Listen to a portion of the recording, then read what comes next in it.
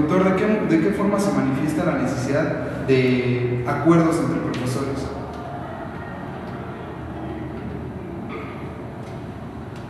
Cuando existen quejas, conflictos que se hacen manifiestos en situaciones imprevistas. Los acuerdos entre profesores surgen a partir de una de dos, o de interpretación de la normativa o de vacíos en la normativa.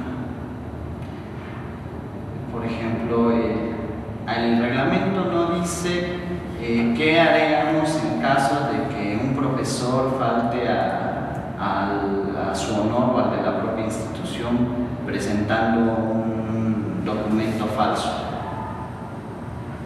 O sea, es un delito y como delito se tiene que perseguir, pero eso implica que alguien lo denuncie y muchas veces eso ya limita que se haga.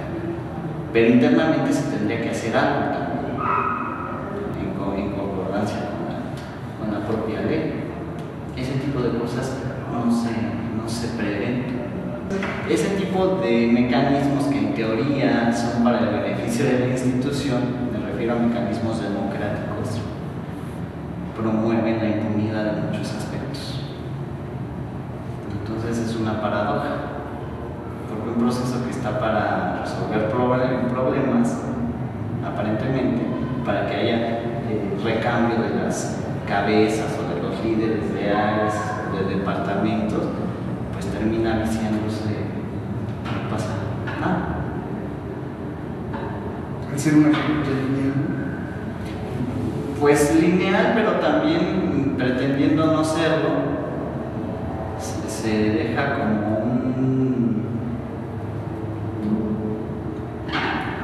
buscar el término adecuado. Pues es más bien un intercambio de roles, donde lo que interesa es tener en ese momento el rol y pues como ya no lo puedes tener tú y ahora me toca a mí, entonces yo me callo de lo que yo sé de ti, tú te callas de lo que sabes de mí y todos tapamos el problema. Lo sabemos, ¿no? Existe la organización formal, o sea, la estructura legalmente establecida en cualquier organización, pero detrás de eso está la organización informal siempre. No hay institución donde eso no falla. Entonces, podemos saber que tú eres la directora de no sé qué, pero tu esposo es el rector, ¿no? O sabemos que además tú eres amante de quién sabe quién, que curiosamente está en un puesto de autoridad bajo tu administración. Entonces, o sabemos que existe el grupo que tiene mucha influencia sobre el rector, en este caso. Entonces, pues, ese grupo es en realidad el que maneja la institución y el rector pues no tiene tanto poder porque pertenece o se debe a ese grupo. Entonces, en las universidades públicas, en muchos sucede lo que sucede en el gobierno a nivel más grande. Se acomodan las cosas por cuestiones políticas, por intereses personales y no por un genuino interés por mejorar la actividad de la propia institución. Una vez analizado estos puntos, ¿a qué se debe el posible éxito o fracaso de las instituciones, de las innovaciones curriculares?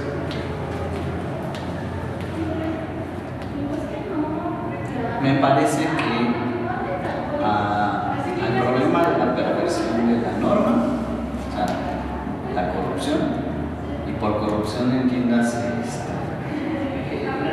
contratar a gente que no está capacitada, a mis familiares, a quien me convenga políticamente, pero también entiéndase por corrupción el hacer el caso omiso de las faltas al reglamento o a los reglamentos. O sea, esto de la constancia, ¿no? También tiene que ver con la capacitación de los docentes. ¿Cómo vas a generar un plan de estudios innovador, de punta, si tu personal son estos que acabo de decir? el papá o el que te mete, pues está aquí porque fue su primer trabajo y pues, le tocó la suerte de que hasta le hablaron para que viniera a trabajar, ¿no? Y él te mete a ti, que fuiste alumna de él, ¿no? Y entonces te deja en su lugar para que tú o te deja en su lugar o agrega tu lugar a la plantilla del personal cuando tú fuiste formada por él. Y también no creces académicamente, o sea, tienes tu licenciatura, a lo mucho tu maestría dentro de la propia institución. Sucede mucho a veces en las universidades públicas de endogamia académica, o sea, que se forman y enseñan en el mismo lugar donde estudiaron. Eso también hace mucho daño a las instituciones. ¿De dónde? Poca gente con doctorado, es decir, formada como investigadora, pues experta en generación de conocimiento. ¿Cómo quieres entonces, si eres personal de bajo perfil, generar currículos de alto perfil? ¿O cómo quieres que, vamos a suponer que le encargamos a alguien que nos haga el currículum? El currículum está perfecto, no es de punta, es de primerísima actualidad, con el mismo personal. Continuando, entonces, ¿cuáles serían los objetivos o propósitos institucionales que se tienen? Que se tienen Dentro de la institución. Es una pregunta muy amplia. Pero bueno, formalmente la UPN está creada para formar cuadros especialistas en lo que compete a la educación. Y la educación entendida como escuela, ni siquiera la educación en un amplio sentido. Entonces,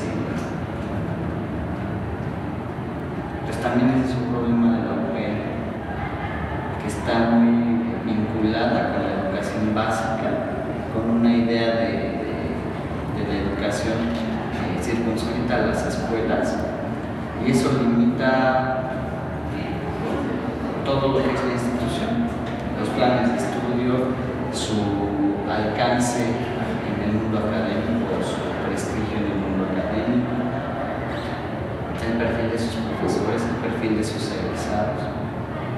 Me parece que los propósitos no han cambiado porque pues, además eso se dio por decreto presidencial. Entonces, así como está escrito, es lo que se tiene que hacer y de ahí no se puede mover porque además si se mueve de ahí es ilegal.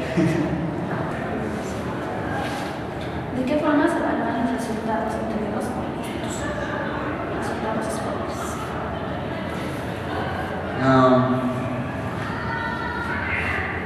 A través de los famosos CIEs, a través de la UNES, a través de la CIE y COPAES. Básicamente son estas cuatro instancias las que evalúan a la universidad. ¿Y qué es lo que le evalúan? La eficiencia terminal. O cosas muy concretas como, por ejemplo, ¿tiene reglamento de alumnos? ¿Sí o no?